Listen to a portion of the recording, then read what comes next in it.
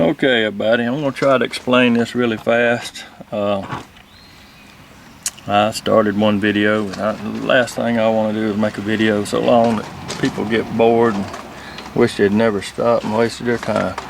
I'm putting a connector on a switch on a 1993 Ford Bronco. A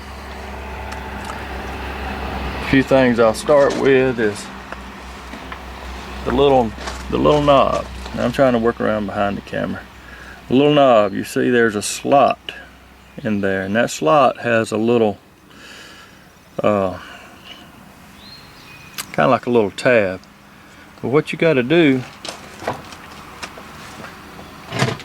is pull your light switch on and stick something in there and press down that little tab, and this will slide off the stem. And then you can remove your instrument panel cover. Your stem looks like this. It slides up on there, and when you push that thing, little clip down, this pull off. You have to have it off to remove your panel. I'll show you. The panel is laying here. I just got it propped up because there's a couple of sets of wires.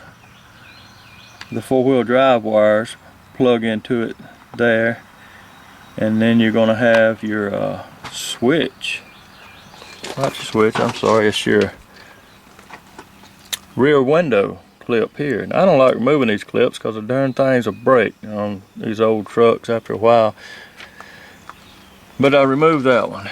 This thing is held on by small little tabs you pop out. Trying to find another, and there's one, and there's one over there, and there's a little tab, if I can get to focus and find it, right in here. I think that piece there's the panel snaps into it, and so it's really just, I have to turn my switch on and pull the gear shifter down and pop these out. Pop them out from how they fit in, and then just kind of finagle that thing around, get this off and raise it up, and I can get to the switch.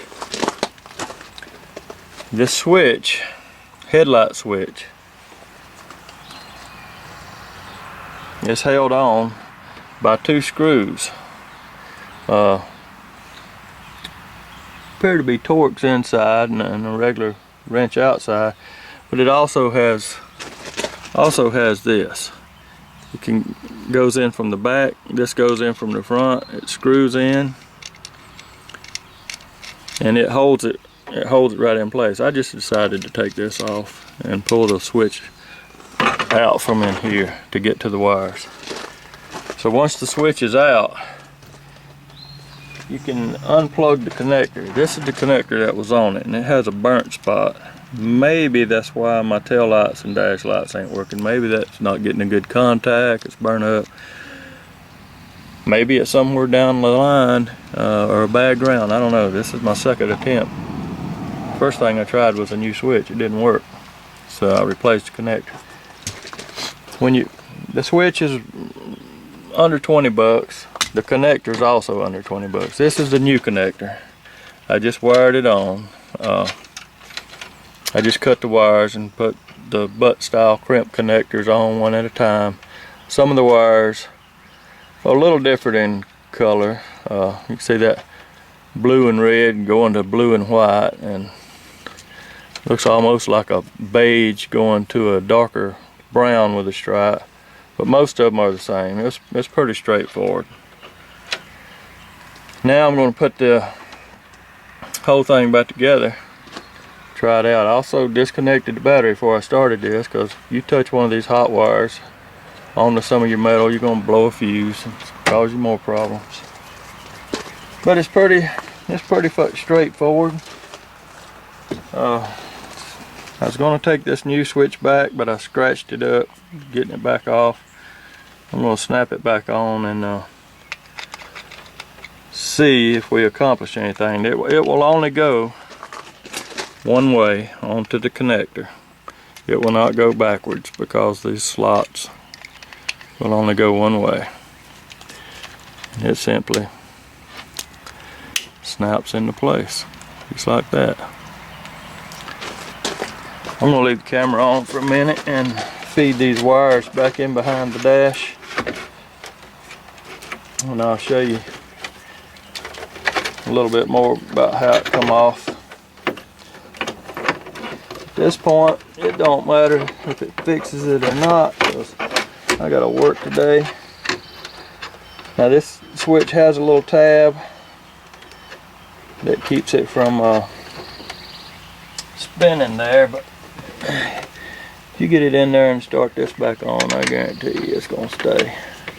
It's gonna line itself up well enough.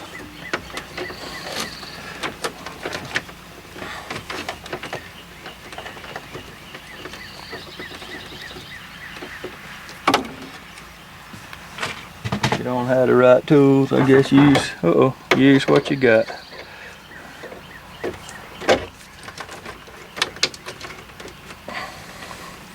There is another thing I want to show you about the stem that comes out where your knob was held on to. Luckily, I have the other switch right here. There's a pin. See this pin? This stem simply goes in place, locks into place, and it works your switch.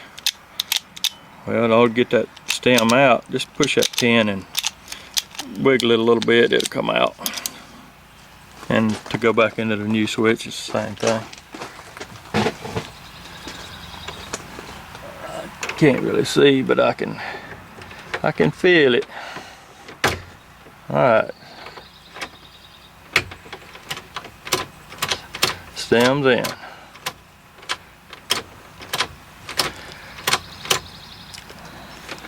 Alright, to keep this video short, I'm gonna try to go ahead and put everything back together before I even check it. Like I say, the battery, I could check it now, but the battery's disconnected. So if your tail lights go out along with your dash lights, it could be your switch. It could be the switch. Like I say, it's under 20 bucks, and it could be this connector. My connector is obviously bad, but I had already bought the switch. But you can buy them both separate. They're both under 20 bucks each, and you just have to cut your wires and use some crimping style connectors and put them back together. Really pretty straightforward, no biggie here. Wiggling that dash panel around and clipping your four-wheel drive thing back on, it's really not no big deal either. You don't need many tools. I think I had a screwdriver and a square needle nose and some old crimping tools to cut the wires and crimp them back, and a couple different style butt connectors that tried to fit the wires close as I could, but I actually didn't use but one. One of the wires is the hot wire is kind of big, and I use these 12 to 10 gauge on it. The rest of them, I've always used these blue 6 to 14 gauge. They come in pretty handy for a lot of other stuff too. I had purchased some red 22 to 18. They fit about like the blue, so I didn't really use them. The blue was holding tight enough. But that's pretty much it. I probably left something out. I can't remember. The second time I tried to do a video taking it apart and it got long, but for those of you that don't want to wait to the end, I've already showed you what it looks like and how it comes off and how it works. So if your dash lights and your tail lights won't come on, it's possibly one of those two things. If it's not that, I'm gonna have to trace the wire, see if there's an open wire somewhere else or a ground not on. But good luck with your old Bronco. Lord knows you're gonna need it. Ready to get 20 years on them, things start falling apart. Have a good day. Okay, one other thing I'd like to add, if my video editing software will work, it did work. The tail lights are working now, dash lights working. So it was a connector, not the switch. I wasted money on a new switch, but hell, I got a new switch. If you when you're disconnecting a battery, don't beat on it. Don't beat on the battery when you're trying to get it to start. If you got loose connections, don't be tapping on it. Just wiggle your post or whatever you need to do. There's bubbles in that battery, and they're flammable gas, and when you tap on it, all those bubbles come to the top, and they on a lot of batteries, that gas can build up and leak out right at the top. And I've seen a couple of them blow up. The guy was tapping on the battery, kept tapping.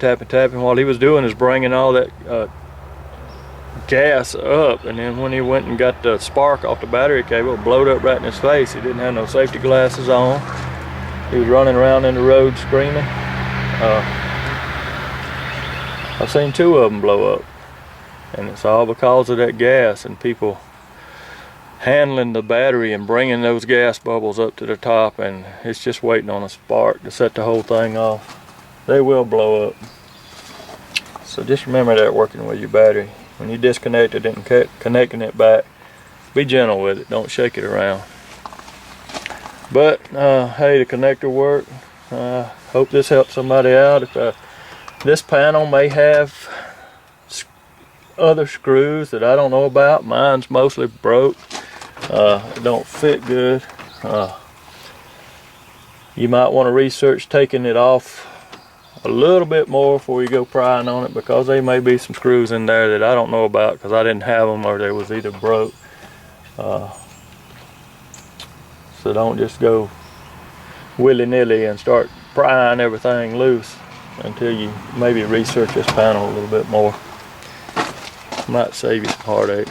Or you can be like mine, easy removal now. It just pops off and pops on. See ya.